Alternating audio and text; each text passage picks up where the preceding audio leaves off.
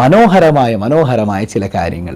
ഒന്നാമത്തേത് സുറഅത്തു തസ്വീജിഹ, പെട്ടെന്ന് കല്യാണം നടക്കുക എന്ന് പറയുന്നത് വലിയൊരു ബർക്കത്താന്നേ. പെട്ടെന്ന് കല്യാണം നടക്കുക. നിങ്ങളുടെ കല്യാണം എപ്പോഴായിരുന്നു? എത്രാമത്തെ വയസ്സിലായിരുന്നു? ആണായാലും പെണ്ണായാലും പെട്ടെന്ന് വിവാഹം കഴിക്കുക. നമ്മൾ സ്ത്രീകളോട് പറയട്ടെ, ഒരുപാട് ഇങ്ങനെ നീട്ടിക്കൊണ്ടു പോകരുത്, ഒരുപാട് നീട്ടിക്കൊണ്ടുപോകരുത് വിവാഹം കേട്ടോ. അങ്ങനെ ഒരുപാട് നീണ്ടുപോയി കഴിഞ്ഞാൽ ആ ജീവിതത്തിൽ നമുക്ക് പലതും ആസ്വദിക്കാൻ കഴിഞ്ഞു കൊള്ളണമെന്നില്ല. അപ്പോൾ ഇത്തിരി നേരത്തേക്ക് വിവാഹം കഴിക്കാം. അതുപോലെ തന്നെ ഈ ഒരു ബർക്കത്തിൽ പെട്ടതാണ് എന്ത്? കല്യാണം പെട്ടെന്ന് നടക്കുക എന്ന് പറഞ്ഞാൽ ചില ആളുകൾക്ക് എത്ര പെണ്ണ് കണ്ടാലും എത്ര പയ്യന്മാർ വന്ന് കണ്ടാലും അതങ്ങ് നടക്കുന്നില്ല. എന്താ കാരണം എന്നറിയില്ല, ഇങ്ങനെ തട്ടി പോവാണ്. ചില ആളുകൾക്ക് ഒറ്റ കാണലിൽ തന്നെ അല്ലെങ്കിൽ രണ്ടാമത്തെ കാണലിൽ തന്നെ അങ്ങോട്ട് ഉറക്കും. അതൊരു വല്ലാത്ത ബർക്കത്താന്നേ. പെട്ടെന്ന് കല്യാണം നടക്കുന്ന ഒരു ബർക്കത്താണ്. അപ്പം ഞാൻ അൽഹംദുലില്ലാ എൻ്റെ കല്യാണം കഴിയണത് 23-ാമത്തെ വയസ്സിലാണ്.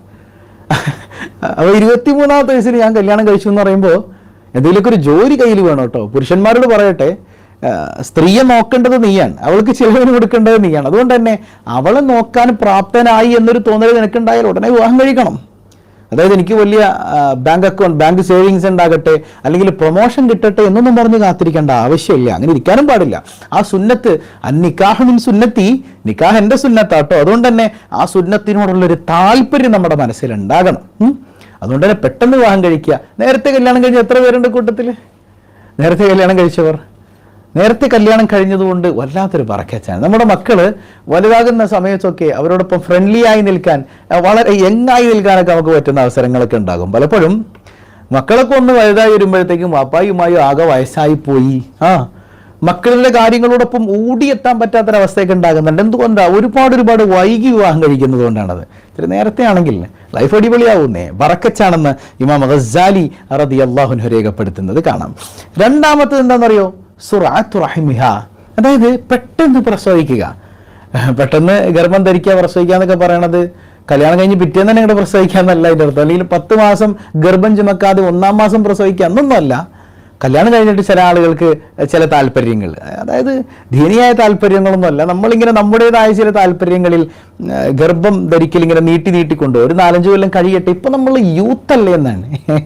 ഈ ഒരു യൂത്ത്സായി നിൽക്കുന്ന മുഖമൊക്കെ ചുക്കിച്ചുളുങ്ങാനായിട്ട് ഇപ്പോൾ പ്രസവിക്കണമെന്നൊന്നുമില്ല. പ്രസവിച്ച സ്ത്രീകളൊക്കെ ഇപ്പോൾ വയസ്സായി നടക്കാണോ? ഇന്ന് പ്രസവിച്ച് കഴിഞ്ഞ അല്ലെങ്കിൽ ഗർഭം ധരിച്ചു കഴിഞ്ഞ സഹോദരിമാർ എത്ര പേർ മനോഹരമായി അൽഹംദുലില്ലാ പൂർവാധികം സൗന്ദര്യമുള്ളവരായിട്ടൊന്ന് ജീവിക്കുന്നുണ്ട്. എത്ര മനോഹരമാണ് അവരുടെ ലൈഫ്. പക്ഷെ പലപ്പോഴും ഈ ഒരു കാരണത്തിൻ്റെ പേരിൽ പല സഹോദരിമാരും ഗർഭം ധരിക്കാൻ ഇഷ്ടപ്പെടുന്നില്ല എന്നുള്ളതാണ്. അത് വലിയൊരു അപരാധമാണ്. എത്ര ആളുകൾ എനിക്ക് പരിചയമുണ്ടെന്നറിയോ? കല്യാണം കഴിഞ്ഞിട്ട് 4-5 കൊല്ലം ഇങ്ങനെ നീട്ടിക്കൊണ്ടുപോകും. ഇങ്ങനെ നീട്ടിക്കൊണ്ടുപോയിട്ട് എന്ത് ചെയ്യും? ലാസ്റ്റ് ഇവർ ട്രൈ ചെയ്യുന്ന സമയത്ത് ഗർഭം ധരിക്കുന്നില്ല, മക്കളില്ലാതെ വേദനിക്കാൻ ഒരുപാട് ഹോസ്പിറ്റലുകളിൽ കിടന്നിങ്ങനെ ഓടുകയാണ്. ഇന്നും മെഡിസിൻ കഴിച്ചുകൊണ്ടിരിക്കുന്ന ഈ ഒരു അകാരണമായി ഇത് മാറ്റിവെച്ചതിൻ്റെ പേരിൽ ഇന്നും മെഡിസിൻ കഴിക്കണം എത്ര പേര് എനിക്ക് പരിചയമുണ്ടെന്നറിയോ? എത്ര ആളുകൾ പരിചയമുണ്ട്. അള്ളാഹുവിൻ്റെ ഒരു വരദാനാണെന്നേ മക്കള്. അള്ളാഹു റബ്ബുൽ ആലമീൻ തരുന്ന ഒരു അനുഗ്രഹമാണ്. അള്ളാഹു ആ അനുഗ്രഹം കൊടുക്കാത്ത എത്രയോ പേരുണ്ട്. മക്കളില്ലാതെ ഹോസ്പിറ്റലുകൾ കയറി ഇറങ്ങുന്ന എത്ര ആളുകളുണ്ട്. ആ ഒരു ബോധ്യം നിങ്ങൾ മനസ്സിലാക്കിയാൽ മതി, ഒരു കാര്യം നിങ്ങൾ മനസ്സിലാക്കിയാൽ മതി. ആ ബോധ്യത്തിൽ നിന്നിട്ട് കുഞ്ഞുങ്ങൾ ഉണ്ടാകാനുള്ള കാര്യങ്ങളിലേക്ക് കടക്കണം എന്നാണ് ഹബീബായ സല്ലല്ലാഹു അലൈഹി വസല്ലം തങ്ങൾ പറയുന്നില്ലേ, നിങ്ങൾക്ക് ധാരാളം കുട്ടികൾ ഉണ്ടാവട്ടെ, ദാരിദ്ര്യം ഭയന്ന് ഒരിക്കലും നിങ്ങൾ സന്താനങ്ങളെ വേണ്ടാന്ന് വെക്കരുത് എന്നാണ്. ഇച്ചിരി പൈസ ടൈറ്റാണ്, ഇച്ചിരി കഴിഞ്ഞിട്ട് പിള്ളേരാവുക, അങ്ങനെ ഒരിക്കലും വേണ്ടാന്ന് വെക്കരുത്. പിന്നീട് ടൈറ്റ് ചിലപ്പോൾ അള്ളാഹു കൂട്ടിത്തന്നാലോ. ചിലപ്പോൾ നമുക്ക് ഈ ഒരു അള്ളാഹുവിൻ്റെ ഹബീബിൻ്റെ സുന്നത്തെടുക്കാൻ വേണ്ടിയിട്ട് അല്ലെങ്കിൽ അള്ളാഹുവിൻ്റെ ദീനിനോടുള്ള താല്പര്യം കൊണ്ട് നമുക്ക് കുട്ടികൾ ആയി എന്ന് വെക്കുക, സമ്പത്ത് അള്ളാഹു വർദ്ധിപ്പിച്ചു തന്നാലോ, ഒക്കെ റബ്ബിൻ്റെ കയ്യിലുള്ള കാര്യമല്ലേ. അപ്പം സമ്പത്തിന് വേണ്ടി മക്കളെ വേണ്ടാന്ന് വെക്കുന്നൊരവസ്ഥ ഒരിക്കലും ഉണ്ടാകാൻ പാടില്ല കേട്ടോ. ഹബീബായ സയ്യിദുന റസൂലുള്ളാഹി സ്വല്ലല്ലാഹു അലൈഹി വസല്ലമ തങ്ങൾ തന്നെ പറയുന്നുണ്ട്, ഞാനിങ്ങനെ അഭിമാനിക്കുന്ന ആളെ മറ്റുള്ള പ്രവാചകന്മാരുടെ മുമ്പിലൊക്കെ എൻ്റെ ഉമ്മത്തിലായിരിക്കും ഏറ്റവും കൂടുതൽ ആളുകൾ. അതുകൊണ്ട് തന്നെ ഒരു മാംസപിണ്ഡത്തെ പ്രസവിക്കപ്പെട്ട ഒരു പെണ്ണാണെങ്കിലും ആ മാംസപിണ്ഡത്തെ കാണിച്ചിട്ട് ഞാൻ അഭിമാനം പറയും എൻ്റെ ഉമ്മത്തിൽപ്പെട്ട ആളാന്നാ. ഹബീബായ സയ്യിദുന റസൂലുള്ളാഹി സ്വല്ലല്ലാഹു അലൈഹി വസല്ലമ തങ്ങൾ അഭിമാനിക്കുന്നതിൽ നമ്മളൊരു കാരണമായി കഴിഞ്ഞാൽ മാഷാ അല്ലാഹ് അത്ര വലിയ അനുഗ്രഹം നമുക്ക് വേറെന്താ ഉള്ളത്. അപ്പോൾ ഒരു സ്ത്രീയെ സംബന്ധിച്ചിടത്തോളം അവൾ പെട്ടെന്ന് പ്രസവിക്കുക അല്ലെങ്കിൽ പെട്ടെന്ന് ഗർഭം ധരിക്കുക എന്ന് പറയുന്നത് വളരെ വളരെ മനോഹരമായൊരു കാര്യമാണ്. ചില താത്താന്മാരുണ്ട്, അവർ കല്യാണം കഴിഞ്ഞ് 1-ാം മാസമൊക്കെ ഗർഭിണിയായി കഴിഞ്ഞാൽ അവരിങ്ങനെ അവർ നോക്കും, എന്താല്ലേ തങ്ങൾ പോയുള്ളൂ കെട്ടിച്ചു വിട്ട്, അപ്പം തന്നെ ഇതേ പള്ളയും വീർപ്പിച്ചുകൊണ്ട് വന്ന് ഇങ്ങനെ പറയുന്ന ആളുകളുണ്ട്, ഇങ്ങനെ പറയുന്ന ആളുകളുണ്ട്. ഇല്ല നിങ്ങൾ പറയരുത്. എത്ര മോശമാണത്. യാ അല്ലാ, അവളുടെ കെട്ടിയവൻ്റെ കൂടെ അല്ലേ പോയത്? നിങ്ങളുടെ മകളാണ് ഇങ്ങനെ ഗർഭിണിയായി വന്നിരിക്കുന്നെങ്കിൽ നിങ്ങൾ ഇതുപോലത്തെ സംസാരം പറയോ? ഇതുപോലത്തെ ഒരു വർത്താനം നിങ്ങളിൽ നിന്നുണ്ടാവുമോ? എത്ര മോശം പ്രവണതയാണത്. ഇനി കല്യാണം കഴിഞ്ഞിട്ട് ഒരു 6 മാസം കഴിഞ്ഞവർ ചോദിക്കും, ഒന്നും ആയില്ല അല്ലേ മോളെ, ആയില്ല അല്ലേ, ഇവരാക്കി കൊടുക്കുവോ, ഇവരതിന് നടക്കണവരാ? ഈ ഒരു ചോദ്യം കാരണം വേദനിക്കുന്ന ഒരുപാട് ആളുകളുണ്ടെന്ന്. അതായത് കല്യാണം കഴിഞ്ഞിട്ട് ചിലപ്പോൾ 1 കൊല്ലമായി 2 കൊല്ലമായി ഇവർ കുട്ടികൾക്ക് വേണ്ടി ട്രൈ ചെയ്യുന്നുണ്ട്. എത്ര ട്രൈ ചെയ്താലും അള്ളാഹ് കൊടുക്കണ്ടേ? അള്ളാഹു റബ്ബുൽ ആലമീൻ ആ ഒരു സമയം അവർക്ക് വിധിക്കാത്തതുകൊണ്ട് തന്നെ കുഞ്ഞ് ജനിച്ചിട്ടില്ല. 1-2 കൊല്ലാകുമ്പോഴത്തേക്ക് ഇങ്ങനെ ചോദിക്കും, എന്തായിട്ട് വല്ല വിശേഷമായ? ഇതെന്നെ കാണുമ്പോൾ വിശേഷമായ, നല്ല വിശേഷം, എന്താണ് വിശേഷം, നല്ല വിശേഷം, അതെല്ലാം മോളെ ഒന്നും ആയില്ലേ, ഒന്നും ആയില്ലേ? ഇതിനായിട്ട് നടക്കുന്ന കുറേ താത്താമാരുണ്ട്. ഒരിക്കലും ഒരാളെയും വേദനിപ്പിക്കരുത് കേട്ടോ. കുഞ്ഞിന്റെ പേര് പറഞ്ഞിട്ട് മക്കളില്ലാതെ വേദനിക്കുന്ന എത്രയോ പേരുണ്ട് നമ്മുടെ ഗ്രൂപ്പിൽ അല്ലേ? അള്ളാഹു റബ്ബുൽ ആലമീൻ കരുണക്കടലാണ്, കരുണാവാരിധിയാണ് അവൻ. അള്ളാഹു റബ്ബുൽ ആലമീൻ സ്വാലിഹീങ്ങളായ സന്താനങ്ങളെ നൽകി അനുഗ്രഹിക്കുമാറാകട്ടെ. 3-ാമത്തേത്, ഇപ്പോൾ ബർക്കത്തുള്ളൊരു പെണ്ണിന്റെ 2 ലക്ഷണങ്ങൾ നമ്മൾ പറഞ്ഞു. 1, പെട്ടെന്ന് കല്യാണം നടക്കുക. 2, വേഗം പ്രസവിക്കുക. 3-ാമത്തേത് ഖില്ലത്തു മഹരിഹ, മഹർ ചുരുക്കുക. മഹർ ചുരുക്കുക എന്ന് പറഞ്ഞാൽ ഇസ്ലാമിനെ സംബന്ധിച്ചിടത്തോളം മഹർ തീരുമാനിക്കേണ്ടത് പുരുഷനല്ല. മഹർ തീരുമാനിക്കേണ്ടത് ആരാ? മഹർ തീരുമാനിക്കേണ്ടത് പെണ്ണാന്നേ. എനിക്ക് ഇത്ര മഹർ വേണമെന്ന് അവള് പറയണം, ആ മഹർ നമ്മൾ കൊടുക്കേണ്ടത്. പക്ഷെ ഇന്നൊക്കെ നടക്കണ എന്താ? ചെക്കൻ തീരുമാനിക്കുക എത്ര മഹറാന്നല്ലേ, അതുകൊണ്ട് നമ്മളങ്ങോട്ട് കൊടുക്കും, ഒരു ഔദാര്യം പോലെ. അല്ലല്ല, അത് ഔദാര്യമല്ല, അത് അവളുടെ അവകാശമാണ്. അവൾക്ക് കിട്ടേണ്ട മുതലാണത്, അവളുടെ മുതലാണ്. മനസ്സിലാകുന്നുണ്ടോ? നിന്നെ വിവാഹം കഴിക്കുമ്പോൾ ആ ഭർത്താവ് അല്ലെങ്കിൽ ആ പുരുഷൻ നിനക്ക് തരേണ്ടത് നീ ആവശ്യപ്പെടുന്ന മഹറാണ്.